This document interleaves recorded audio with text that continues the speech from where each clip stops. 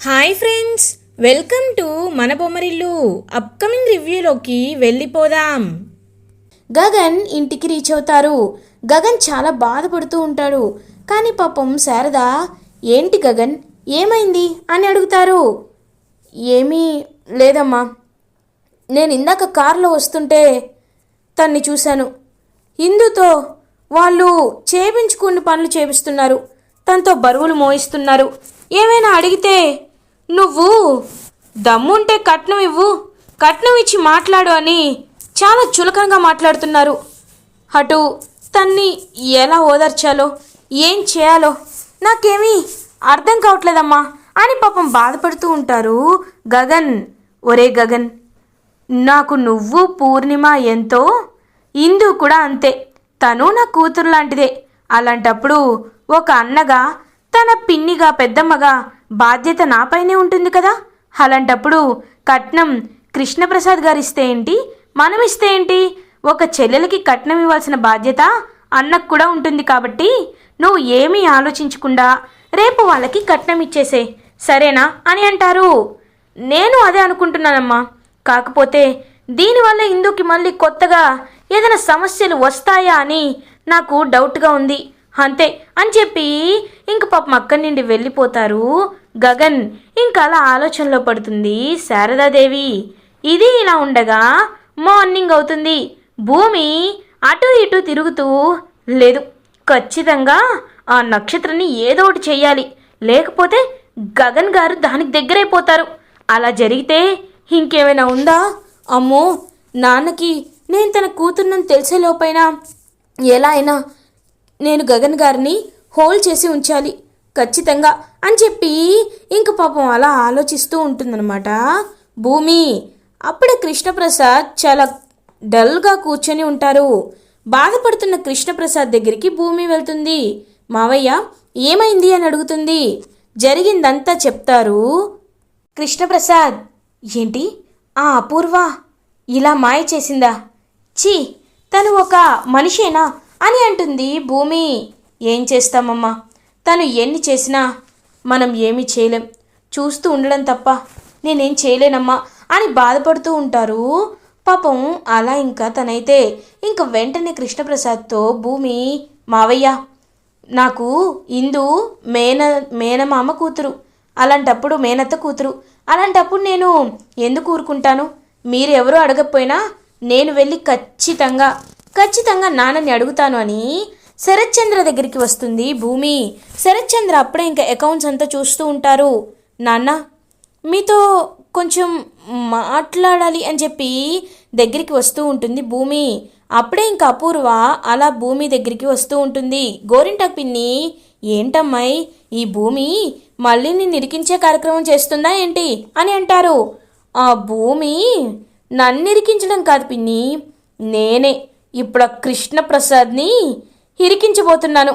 ఖచ్చితంగా ఇప్పుడు వీళ్ళందరూ ఇరుక్కోవడం ఖాయం అని చెప్పి హ్యాపీగా ఫీల్ అవుతుందనమాట. అలా అపూర్వ, శరత్చంద్ర, అపూర్వ అపూర్వ అని పిలుస్తూ ఉంటారు. ఏమైందా బావా, ఏమైంది అని అడుగుతుంది. అపూర్వ, అకౌంట్స్ మొత్తం టాలీ అయింది కానీ 2 crores మిస్ అవుతున్నాయి. ఎలా, ఏం జరిగింది? నువ్వు వాటిని ఏమైనా వాడావా అని అడుగుతారు శరత్చంద్ర. లేదు బావా, అకౌంట్స్ చూసుకునేది ఆ కేపీనే కదా. కేపీ ఏంటిది అని అడుగుతుంది. ఏంటపూర్వ గారు, నేనేం చేశాను అని అడుగుతారు కృష్ణప్రసాద్. అదేంటి కేపీ, నిన్నే కదా నా దగ్గరికి వచ్చి ఇందు కట్నం డబ్బులు ఇవ్వలేదని, కట్నం డబ్బులు ఇచ్చేయాలి అని మాట్లాడావు. కనీసం మీ బావగారికి చెప్పుంటే ఆయన ఇచ్చేవారు కదా, అడగకుండా ఎందుకు తీసుకున్నావు అని అడుగుతుంది అపూర్వ. ఒక్కసారిగా షాక్ అయిపోతారు కృష్ణప్రసాద్. అపూర్వ గారు, నోటికి వచ్చినట్టు మాట్లాడకండి. ఎందుకలా మాట్లాడుతున్నారు? అంటే ఆ డబ్బులు నేను తీసుకున్నానని మీ ఉద్దేశమా? నేను అలాంటి పని ఎప్పటికీ చేయను అని అంటారు కృష్ణప్రసాద్ కోపంగా. కృష్ణప్రసాద్, ఎందుకు ఇప్పుడు అపూర్వపై అరుస్తున్నావు? తనేమీ తప్పుగా మాట్లాడలేదు కదా అని అంటారు శరత్చంద్ర. బావగారు, నేను మీ దగ్గర నుంచి 25 ఏళ్ళ నుంచి పనిచేస్తున్నాను. ఒక అకౌంటెంట్గా ఎప్పుడైనా లెక్క తప్పైందా? లేదు కదా. అలాంటప్పుడు ఎందుకండి, ఎందుకు నాపై లేనిపోని నిందలు వేస్తున్నారు అని అంటారు కృష్ణప్రసాద్. చూడు కృష్ణప్రసాద్, నిజంగా నువ్వు చెప్పేది నిజమే అయితే ఒకసారి వాళ్ళతో, మీ వంశీ వాళ్ళ అమ్మా నాన్నలతో ఇక్కడికి ఫోన్ చేసి మాట్లాడించు, అప్పుడు నమ్ముతాను అని అంటారు కృష్ణప్రసాద్. ఇప్పుడే వాళ్ళకి కాల్ చేస్తానని చెప్పి ఇంకా కాల్ చేస్తూ ఉంటారు కృష్ణప్రసాద్. ఇది ఇలా ఉండగా వంశీ వాళ్ళ అమ్మా నాన్నని గగన్ ఆఫీస్కి పిలిపిస్తారు. ఏంటి బాబు, ఎందుకు ఇక్కడికి రమ్మన్నారు అని అడుగుతారు వంశీ వాళ్ళ నాన్నగారు. చూడండి, మీరు మా ఇందుని అంతలా కష్టపెడుతున్నారు, మీకు కావాల్సింది కట్నం అంతే కదా. ఈ గగన్ ఎప్పుడు ఎవరితో మాట పడడు, మాట అనేలా చేసుకోడు. నా చెల్లెలకి పుట్టింటి నుండి వచ్చే కట్నం తరపుగా నేను ఈ కట్నాన్ని ఇస్తున్నాను. ఇదిగోండి బ్లాంక్ చెక్, మీకు ఇష్టం వచ్చినంత అమౌంట్ రాసుకోండి.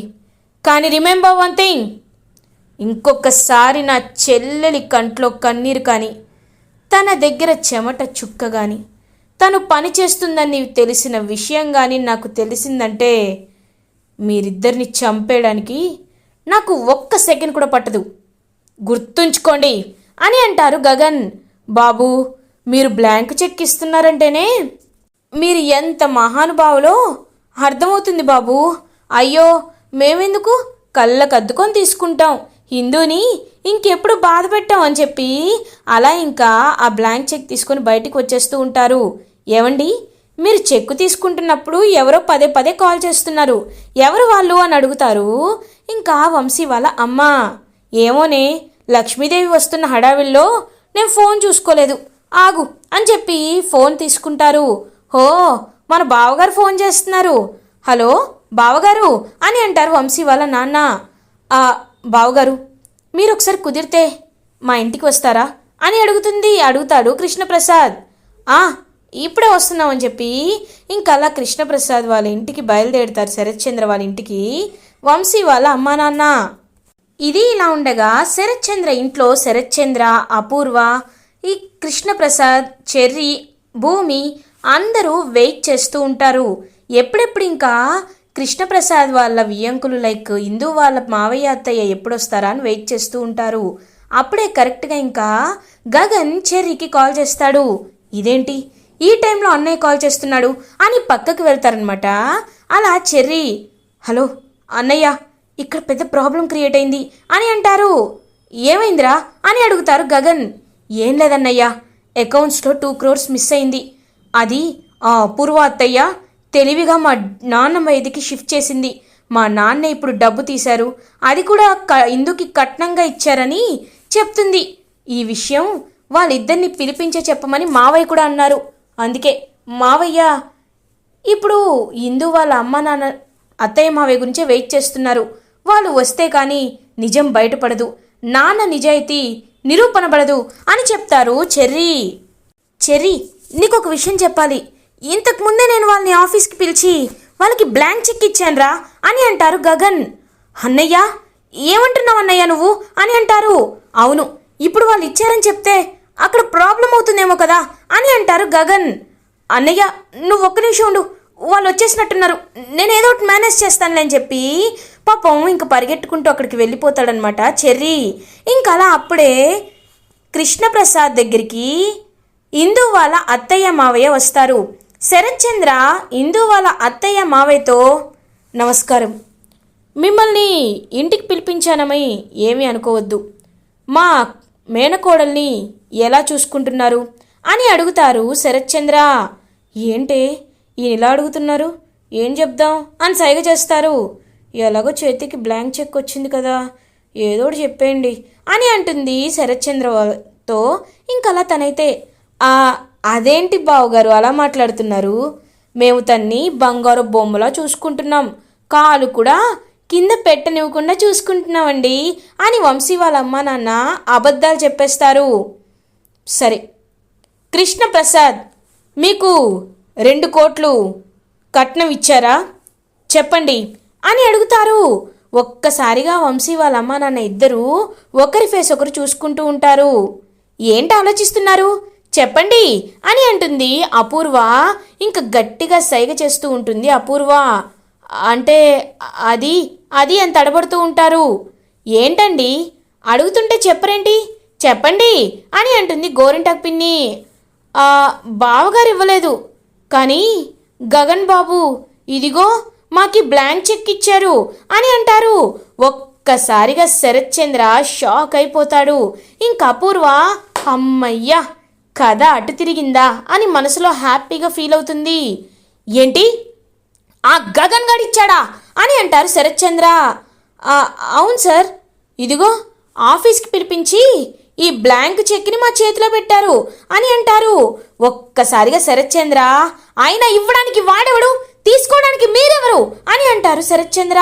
ఒక్కసారిగా వంశీ వాళ్ళ అమ్మ నాన్న షాక్ అయిపోతారు. అదేంటండి, ఇందుకి తన అన్నయ్య అవుతాడు కదా, అందుకే ఇచ్చాడంట అని అంటారు. చూడండి, ఆయన కట్నం ఇస్తామని చెప్పింది ఎవరు? మేము. అయినా వాడిందులో ఎందుకు జోక్యం చేసుకుంటున్నాడు, వాడికి ఇవ్వాల్సిన అవసరం ఏంటి అని గట్టిగా అరుస్తూ ఉంటారు శరత్ చంద్ర. అవసరం ఉంది శరత్ చంద్ర అని గొంతు వినపడుతుంది. ఒక్కసారిగా భూమి అటువైపుగా చూసేసరికి అందరూ షాక్ అయిపోతారు. గగన్ అక్కడ నించుని ఉంటాడు. శరత్ చంద్ర ఇంటికి గగన్ వస్తాడు. అవును శరత్ చంద్ర, నేనే నా ఆఫీస్కి పిలిచి వాళ్ళ చేతిలో బ్లాంక్ చెక్ పెట్టాను. ఎందుకో తెలుసా? నువ్వు బాధ్యతలన్నీ నీ భార్యపై వదిలేసావు కదా, తను ఎవరికి ఏం చేస్తుంది, ఎవరిని ఎలా చూసుకుంటుందని నీకెలా తెలుస్తుంది? కనీసం కుటుంబాన్ని పట్టించుకుంటేనే కదా నీ భార్య ఎలా ఉంది, నీ కూతురు ఎలా ఉందనే విషయాలు నీకు తెలియడానికి అని అంటారు గగన్. రేయ్, నిన్ను చంపేస్తాన్రా అని అంటారు శరత్ చంద్ర. చంపుదులే, ముందు నిజం తెలుసుకో. వెంకటేష్ గారు, సౌందర్య గారు, మీ ఇద్దరిని కొన్ని ప్రశ్నలు అడుగుతాను. మీరు నిజంగా నిజమే చెప్పాలి, లేకపోతే నా గురించి మీకు తెలుసు కదా అని అంటారు గగన్. ఫ్లాష్ బ్యాక్లోకి వెళ్తారు ఆ వంశీ వాళ్ళ అమ్మ నాన్న. రౌడీని ఇందును మోసం చేయాలనుకున్నోడిని ఇలా పైకి తలెత్తి గట్టిగా విసురు కొడతాడు కదా, అది గుర్తు చేసుకుంటారు. బాబు, మేము అబద్ధం ఎందుకు చెప్తాం బాబు, నిజమే చెప్తాం అని అంటారు. అపూర్వ గారు పెళ్ళప్పుడు మీకు ఎంత కావాలంటే అంత కట్నం హిందూ తరపున ఇస్తామని అన్నారా లేదా అని అంటారు. అవును బాబు, ఇస్తారన్నాం. మేము మధ్యతరగతి వాళ్ళమే, కానీ మాకు కూడా కొన్ని ఆశలు కోరికలు ఉంటాయి కదా బాబు. మా వాడిని మంచిగా సెటిల్ చేయడానికే మేము ఆ డబ్బుల్ని అడిగాం బాబు అని అంటారు. మరి నీకు ఆ డబ్బులు అపూర్వ గారు ఇచ్చారా లేదా అని అడుగుతారు. లేదు బాబు, మేము ఎన్నిసార్లు అడగాలని ప్రయత్నించినా ఇవాళ ఇస్తాను రేపిస్తాను అని ఆ డబ్బుల్ని అలానే దాచిపెట్టుకున్నారు బాబు అని అంటారు వంశీ వాళ్ళ అమ్మా నాన్న. ఒక్కసారిగా శరత్చంద్రదంతా విని షాక్ అయిపోతారు. మరి ఈ విషయాన్ని ఇన్ని రోజులు మీరు ఎందుకు చెప్పలేదు అని అంటారు. ఈలోపు మా వాడు ఒక నాటకం వేశాడు బాబు, అది బయటపడిపోయిన తర్వాత మేము ఇందుని ఇంటికి రావద్దని చెప్పాం. అప్పుడు ఇదిగో ఈ చెర్రీ బాబే ఇంటికి తీసుకొచ్చి వారం రోజులకు కట్నం ఇస్తానని సెటిల్ చేశారు అని చెప్తారు. ఇంక వెంటనే గగన్, విన్నావా, వినిపించిందా, వాళ్ళేం చెప్తున్నారో అర్థమైందా అని అంటారు గగన్. ఇంకా శరత్చంద్ర అపూర్వ వైపు కోపంగా చూస్తూ ఉంటారు. అమ్మాయి, మనం చేసిన కర్మ మనకే వస్తుంది అన్నట్టు చూసావా, శరత్చంద్ర అల్లుడు గారు నీ వైపు ఎంత కోపంగా చూస్తున్నారో అని అంటుంది గోరింటాకు పిన్ని. పిన్ని, నాకు టెన్షన్గా ఉంది, నువ్వు ఆగు అని అంటారు. అప్పుడే నక్షత్ర కరెక్ట్గా బయటికి వచ్చి, మమ్మీ నీ రూమ్లో 2 crores ఉన్నాయి కదా, నేను అందులో షాపింగ్కి అని ఇంకా 10 lakhs అలా తీసుకువెళ్తూ ఉంటుంది. ఒక్కసారిగా డబ్బుల్ని చూసి షాక్ అయిపోతారు శరత్చంద్ర. ఇంకా అలా చూస్తూ ఉండిపోతుందనమాట అపూర్వ. ఇప్పటికైనా అర్థమైందా ఎవరు ఎలాంటి వారో? అయినా పెద్దావిడ, వయసులో పెద్దావిడ, నాన్నమ్మగారు, మీపై శరత్చంద్ర గారికి నమ్మకం ఉంటుంది. అపూర్వని ఈయన కట్నం గురించి అడిగితే ఆయన ఏం చెప్పారో చెప్పండి అని అంటారు గగన్. అల్లుడు గారు, నేను నిజం చెప్తున్నానండి, నిజంగా నిజం చెప్తున్నాను. అపూర్వ అడిగితే ఏమనిందంటే అని చెప్తారనమాట. యాజ్ ఇట్ ఈస్ చెప్తారు. అయినా ఇవాళ ఇచ్చిన మాట రేపు ఉంటుందా ఏంటి? నా కూతురుతో నీ కూతురికి పోలిక ఇవ్వను, ఏం చేసుకుంటారో చేసుకోండి అని చాలా రెక్లెస్గా చెప్తుంది కదా. అదంతా విని ఇంకా శరత్ చంద్ర అపూర్వ చెంపపై కొడతాడు. ఒక్కసారిగా అపూర్వ షాక్ అయిపోతుంది. బావా ఇదంతా నేను అని అంటుంది. నోర్మోయ్ అపూర్వ, ఇంకొక్క మాట కూడా మాట్లాడద్దు. ఇన్ని రోజులు నా వెనకాల ఇంత చేస్తున్నావా? నన్ను పిచ్చివాణ్ణి చేస్తున్నావా? హిందూ ఎవరు? నా నా మేనకోడలు. నా మేనకోళ్ళంటే నా కూతురితో సమానం. అలాంటి తనకి కట్నం విషయంలో వాళ్ళు ఇంత టార్చర్ చేసేలా చేస్తావా? ఎందుకు అపూర్వ, ఎందుకు ఇలా చేస్తున్నావు అని అడుగుతారు. అది కాదు బావా, అది అని అంటారు. వద్దు, ఇంకేం మాట్లాడద్దు. చూడండి, నేను చెప్తున్నాను, ఆ బ్లాంక్ చెక్ నేను ఇస్తాను. అది మీకు ఎవరిచ్చారో వారికి తిరిగి ఇచ్చేసి నేనిచ్చే చెక్ తీసుకోండి. మీకు ఇష్టం వచ్చినంత అమౌంట్ రాసుకోండి. రే గగన్, ఈసారి నిన్నెందుకు వదిలేస్తున్నానో తెలుసా? నాకు తెలియని చాలా విషయాల్ని తెలిసేలా చేస్తున్నావు అని అంటారు శరత్ చంద్ర. నేను చెప్పేది కూడా అదే శరత్ చంద్ర. నువ్వు తెలుసుకోలేని విషయాల్ని కరెక్ట్గానే ఉన్నాయని అనుకుంటావు, కానీ నీ వెనకాల ఎంత జరుగుతుందో ఒక్కసారి ఆలోచిస్తేనే కదా తెలిసేది. అది మాత్రమే కాదు, ఇంకొకటి కూడా ఉంది. భూమి నన్ను ప్రాణానికి ప్రాణంగా ప్రేమిస్తుంది అని అంటారు గగన్.